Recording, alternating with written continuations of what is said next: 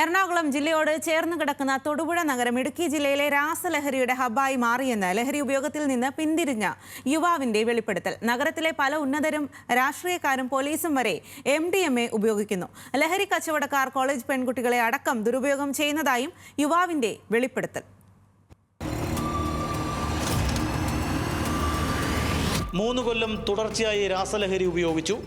ആദ്യം ഉന്മാദമായിരുന്നു, പിന്നീട് തലച്ചോറ് എരിച്ചു തീർക്കുന്ന സമ്മർദ്ദവും ഭയവും. സിന്തറ്റിക് ലഹരിയിൽ ജീവിതം ഹോമിക്കുന്ന നിരവധി യുവാക്കളുടെ കഥകൾ സംസ്ഥാനത്ത് നിന്ന് ഓരോ ദിനവും പുറത്തു വരികയാണ്.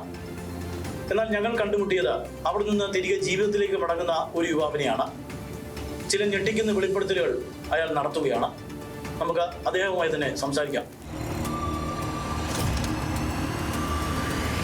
അതായത് നമ്മളൊരു നെഗറ്റീവ് എനർജിയിൽ നിന്ന് അല്ലെങ്കിൽ നെഗറ്റീവ് ചിന്തയിൽ നിന്ന് ഉപയോഗിക്കണേ, പിന്നെ നമ്മൾ ചിന്തിക്കുന്ന എല്ലാം നെഗറ്റീവായിരിക്കും. എനിക്ക് നെഗറ്റീവ് വന്നിട്ടുണ്ട്. ഉപയോഗിച്ച് കഴിഞ്ഞ് എനിക്ക് പിന്നെ വീടിൻ്റെ റൂമിൽ നിന്ന് പുറത്തേക്ക് ഇറങ്ങാൻ പറ്റുന്നില്ല. പിന്നെ ഓരോ വണ്ടി വരുമ്പോഴും ഞാൻ ജനലിൽ കൂടെ നോക്കുന്ന എന്നെ കൊണ്ടുപോകാൻ പോലീസുകാർ ഒരു എക്സൈസുകാർ വരിക. ഞാൻ 1.5 ദിവസം വീട്ടിൽ തന്നെ ഇരുന്നു.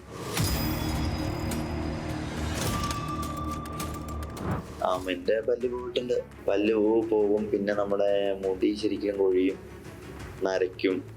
പിന്നെ ലൈംഗികമായുള്ള ഇതിനകത്ത് ഉത്തേജനശേഷിയിലൊക്കെ വ്യത്യാസം വരും. വീട്ടിൽ നമ്മൾ സംസാരം കൂടുതൽ, ഒച്ച കൂടുതലൊക്കെ ആയിരിക്കും. ഫോണിലായിരിക്കും ഫുൾ ടൈം. 2 ദിവസമൊക്കെ ഉറങ്ങാണ്ടിരുന്നിട്ടുണ്ട്. 3-ാമത്തെ ദിവസം നമ്മൾ ഓട്ടോമാറ്റിക്കലി അതായത് വീണുപോയി. പിന്നെ എണീക്കണ നമ്മൾ 1.5 ദിവസം കഴിഞ്ഞു. കിട്ടാണ്ട് ഭയങ്കര ഒരു അഡിക്ഷൻ രീതിയിലേക്ക് മാറിയായിരുന്നു ഞാൻ. കിട്ടാണ്ട് വരുമ്പോൾ ഒരുപാട് നമ്മളെങ്ങനെയും സംഘടിപ്പിക്കാൻ നോക്കും. എന്നാലും നമുക്ക് ഇത് വേണം വേണം വേണം എന്നുള്ളൊരു ചിന്തയായിരിക്കും. അതിങ്ങനെ പല്ല് നമ്മളെപ്പോഴും ഇങ്ങനെ കൂട്ടിക്കടിച്ചുകൊണ്ടിരിക്കും. അത് ഉപയോഗിക്കണവർക്ക് എല്ലാവർക്കും വന്നൊരു കാര്യമാണ്. നമ്മൾ ഉപയോഗിക്കണവരെ തിരിച്ചറിയണ തന്നെ അങ്ങനെയാണ്. നേരത്തെ എനിക്ക് ഇതിൽ കൂടുതലുണ്ടായിരുന്നു. ഇപ്പൊ നമ്മൾ കുറച്ച് ഇങ്ങനെ വന്നേ ഉള്ളൂ. ആദ്യമായി നമ്മൾ ഇതുപോലൊരു കല്യാണത്തിന് നമ്മുടെ ഫ്രണ്ട്സ് എല്ലാവരും കൂടി നമ്മൾ ടെസ്റ്റ് ട്യൂബ് പോലത്തെ പൈപ്പിലിട്ട് നമ്മൾ പുകയായിട്ട് ഉപയോഗിക്കുന്നത്. പിന്നെ ഡൈല്യൂട്ട് ചെയ്ത് കുടിക്കുന്നവരുണ്ട്, വെള്ളത്തിൽ കലർത്തി. വൺ ടൈം അഡിക്ഷനാണ്. ഒരു കൗതുകത്തിനോ സൗഹൃദങ്ങളുടെ സമ്മർദ്ദത്തിലോ ഉപയോഗിച്ചാൽ ലഹരിയുടെ നിലയില്ലാ ചുഴിയിലേക്ക് ആണ്ടുപോകും. പിന്നെ നമ്മൾ മദ്യം ഈ കഞ്ചാവ് പോലത്തെ ഇതിനെ അപേക്ഷിച്ച് മണമില്ല, ഉപയോഗിച്ചൊന്നും അറിയില്ല. അപ്പോൾ എനിക്ക് മറ്റുള്ളവരെന്നെ തിരിച്ചറിയില്ല ഞാൻ ഉപയോഗിച്ചിട്ടുണ്ട്. ഒരു തവണ ഉപയോഗിച്ചപ്പോൾ പിന്നെ വീണ്ടും ഉപയോഗിക്കണം എന്ന് തോന്നി. പിന്നെ ഇതൊരു കൊതിയായി മാറി. പിന്നെ നമ്മൾ ഇത് ഉപയോഗിക്കാനുള്ള വഴികൾ ഒരുപാട് കണ്ടെത്തി.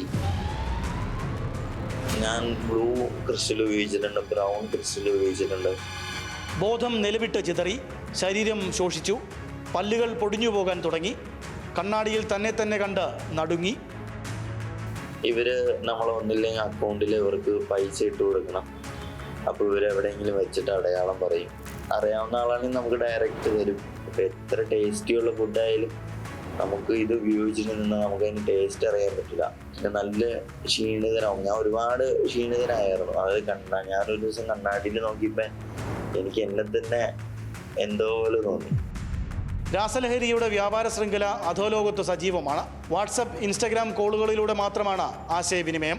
ലഹരിക്ക് അടിമകളാകുന്ന ഇദ്ദേഹത്തെ പോലെയുള്ള യുവാക്കളെ തന്നെ മാഫിയ അവരുടെ അവസാന തട്ടിലെ കച്ചവടക്കാരാക്കി മാറ്റും. അങ്ങനെ ലഹരി കച്ചവടവും തുടങ്ങി. പോലീസിൽ പോലും ഉപഭോക്താക്കളുണ്ടെന്ന യുവാവിൻ്റെ ഞെട്ടിക്കുന്ന വെളിപ്പെടുത്തൽ.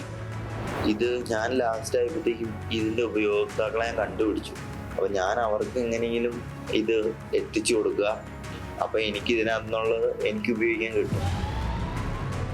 പൈസ ഇല്ലാണ്ട് ഒന്നും ഇത് ഉപയോഗിക്കണം, വർക്കില്ലാണ്ടോ എന്നപ്പോഴാണ് ഞാൻ ഇത് ആർക്കെങ്കിലും ഇതിൻ്റെ ഉപയോക്താക്കളെ കണ്ടെത്തുക, അവർക്ക് ഇത് ലഭിക്കാത്തവർക്ക് എത്തിച്ചു കൊടുക്കുക. അതിനകത്ത് എന്തെങ്കിലും ചെറിയ നമ്മൾക്ക് ഉപയോഗിക്കാനുള്ള കിട്ടുക, പിന്നെ ചെറിയൊരു പൈസ നമ്മുടെ ചിലവിനുള്ള എടുക്കുക. ആ ഒരു രീതിയിലേക്കായിരുന്നു. കൂടുതലും ഈ ടെലഗ്രാം ഗ്രൂപ്പും പിന്നെ ഈ സ്നാപ്ചാറ്റ് അങ്ങനെയുള്ള ആപ്ലിക്കേഷൻസ് വഴിയൊക്കെയാണ് അവർ ഡീലിങ്സ് കൂടുതൽ നടത്തുന്നത്. പിന്നെ വാട്സപ്പ് കോളായിരിക്കും. അതായത് ഇവർ പറയണ വാട്സപ്പ് കോൾ ഒരിക്കലും ട്രാക്ക് ചെയ്യാൻ പറ്റില്ല എന്ന് പറയുന്നത്. പറയുന്നത് ശരിയാണോ എന്നല്ല, പോലീസ് രംഗത്ത് ഉപയോഗിക്കണവരെ എനിക്കറിയാം. പിന്നെ രാഷ്ട്രീയ രംഗത്ത് ഉപയോഗിക്കുന്നവരറിയാം. ലഹരി മാഫിയയുടെ വലയിലാകുന്ന സ്ത്രീകളും പെൺകുട്ടികളും എല്ലാവിധവും ചൂഷണം ചെയ്യപ്പെടുന്നുവെന്നും യുവാവിന്റെ സാക്ഷ്യം. സ്ത്രീകള് ഇപ്പോഴും ഉപയോഗിക്കുന്നവരറിയാം. പിന്നെ പഠിക്കുന്നവരാണോ? വിദ്യാർത്ഥികള്.